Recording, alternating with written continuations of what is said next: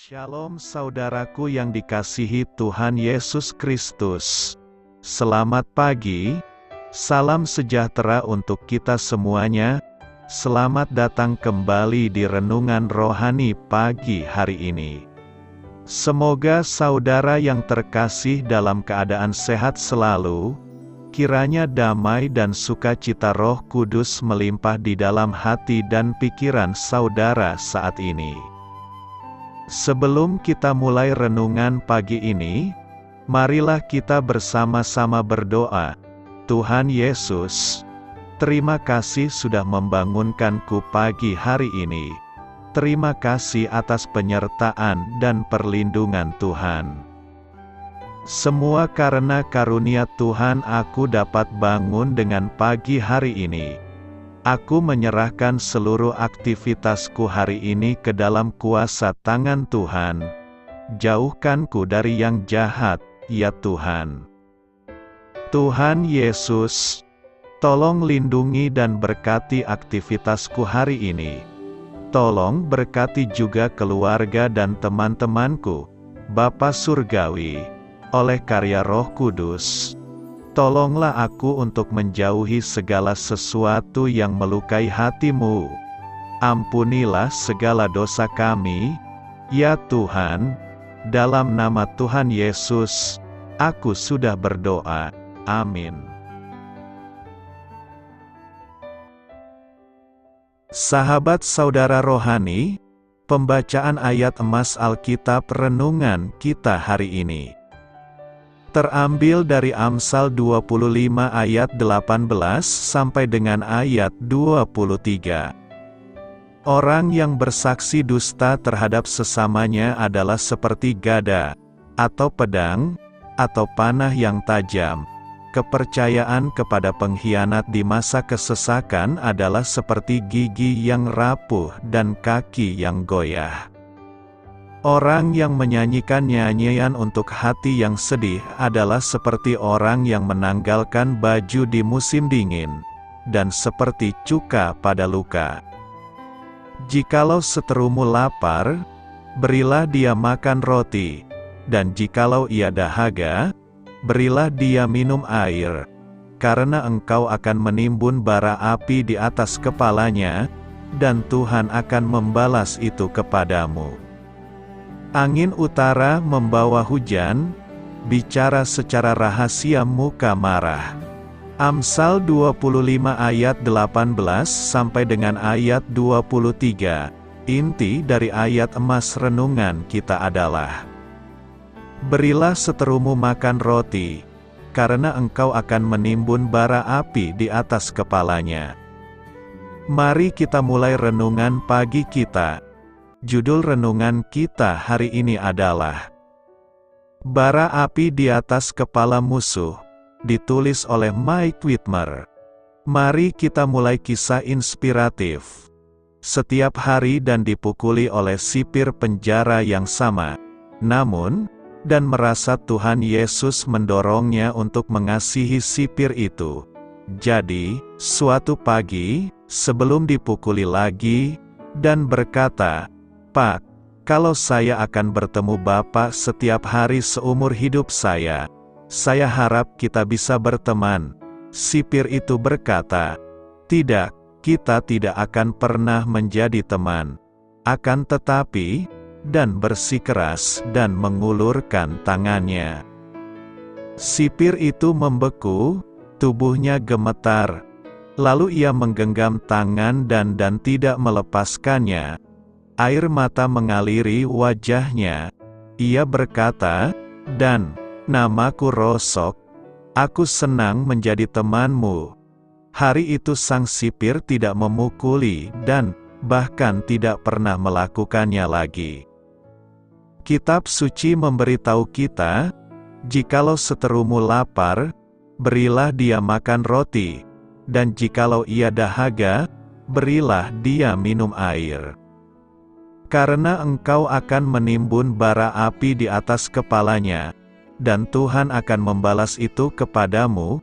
Gambaran bara api tersebut mungkin mencerminkan ritual bangsa Mesir yang mengharuskan seorang yang bersalah menunjukkan penyesalannya dengan membawa semangkuk bara api panas di atas kepalanya. Demikian pula, kebaikan kita akan membuat wajah musuh kita merah padam karena malu, sehingga mungkin saja mereka dibawa kepada pertobatan. Siapa yang Anda anggap sebagai musuh? Adakah seseorang yang tidak Anda sukai? Dan mendapati bahwa kebaikan Kristus berkuasa mengubah hati siapapun hati musuh dan hatinya sendiri. Kita juga bisa mengalaminya. Marilah kita renungkan di dalam hati kita, tindakan murah hati apa yang dapat Anda lakukan hari ini untuk menimbun bara api di atas kepala musuh Anda? Bagaimana Anda akan berdoa secara khusus bagi mereka? Hal ini patut kamu ketahui. Ayat pertama dari Amsal 25 memberitahu kita bahwa Amsal di pasal 25-29 adalah Amsal-Amsal Salomo yang dikumpulkan pegawai-pegawai Hizkia, Raja Yehuda. Anda mungkin ingat bahwa Hizkia adalah raja baik yang berperang melawan penyembahan berhala dan bangsa Asyur serta memimpin rakyatnya untuk mengikut Allah. Berbagai bagian dari kitab Amsal, termasuk bacaan hari ini, biasanya tidak mempunyai tema yang jelas. Amsal-amsal tersebut hanya berupa kumpulan kata-kata hikmat yang menuntun hidup kita. Jadi, menarik untuk dicatat bahwa dari 5 perkataan bijak, 4 diantaranya memperingatkan akibat buruk dari perilaku yang tidak bijaksana. Perbuatan-perbuatan jahat seperti itu kemungkinan besar akan menciptakan permusuhan. Kata-kata bijak di ayat 21-22 sangat kontras dengan peringatan terhadap tindakan yang tidak bijak atau jahat. Pada umumnya, manusia selalu berbuat baik kepada mereka yang berbuat baik terhadap dirinya, sehingga mereka merasa bahagia di dalam membina relasi dengan sesamanya. Namun dalam kehidupan ini, ternyata ada juga orang yang menjadi musuh, seteru atau lawan bagi kita. Dalam kondisi demikian, kita cenderung untuk menjauhi orang-orang yang menjadi musuh kita ini. Maka konflik batin yang muncul adalah, haruskah kita membalas kejahatannya atau berbuat sesuatu yang baik bagi hidupnya? Salah satu bagian yang ditulis oleh Amsal hari ini adalah mengingatkan kepada pembacanya bahwa memiliki seteru atau musuh bukan harus dijadikan musuh untuk seterusnya. Penulis Amsal justru mengajak pembacanya untuk melihat dan memahami bahwa 1. Seteru kita adalah manusia yang juga memiliki kebutuhan. Itu menunjukkan bahwa ada saatnya seteru kita sangat membutuhkan apa yang diperlukannya dalam hidup ini. Dan kita sebenarnya dapat memenuhi kebutuhan tersebut. 2. Mendorong kita untuk dapat memperhatikan dan memenuhi kebutuhan seteru kita. Penulis Amsal mengajak supaya kita berbuat sesuatu yang baik, yaitu yang sesuai dengan kebutuhan seteru kita. Dengan demikian kita memperlakukan musuh kita dengan cara yang berbeda.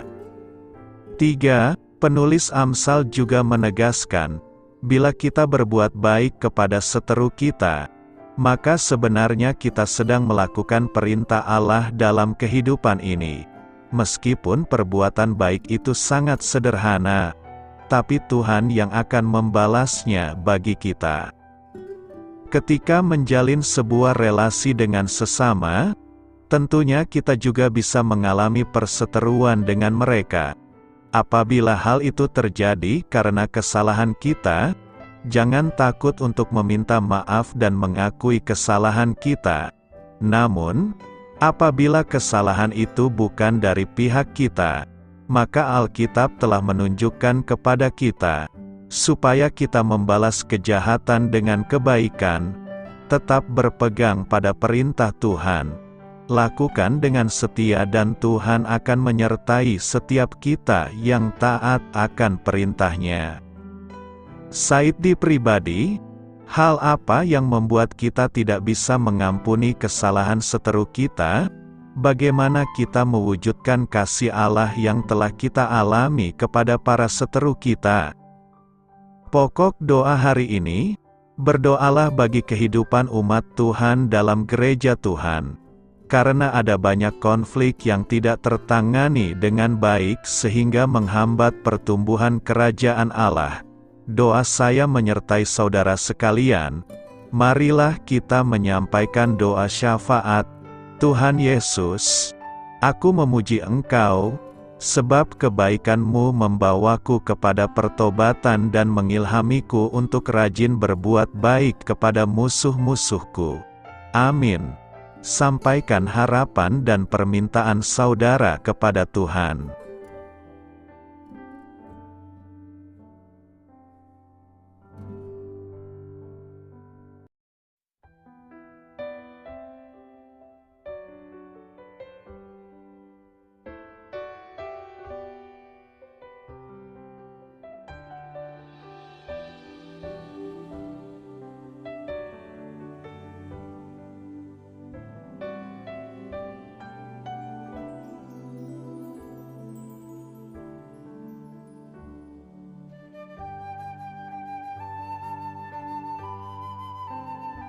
Marilah kita renungkan sahabat saudara rohani.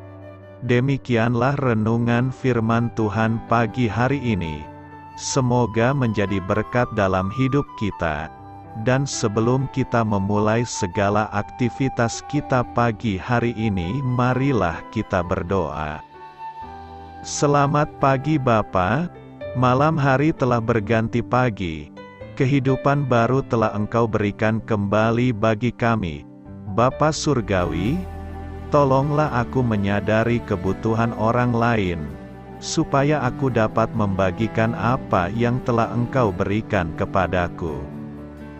Pada saat aku membutuhkan, berilah aku keyakinan bahwa Engkau akan mencukupkanku, melalui orang-orang yang mengasihi-Mu, bukan karena kami pantas atau layak, namun karena kasih karunia-Mu kami boleh ada, sebagaimana kami ada di pagi hari ini.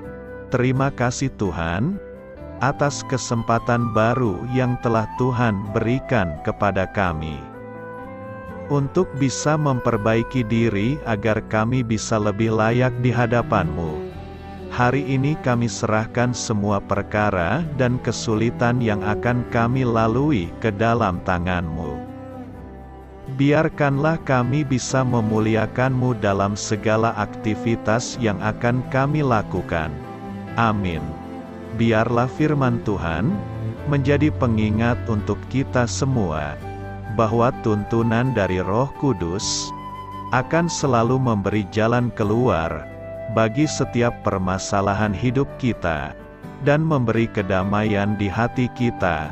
Sampai jumpa di renungan pagi saudara rohani berikutnya. Kiranya Tuhan selalu memberkati saudara semua hari ini.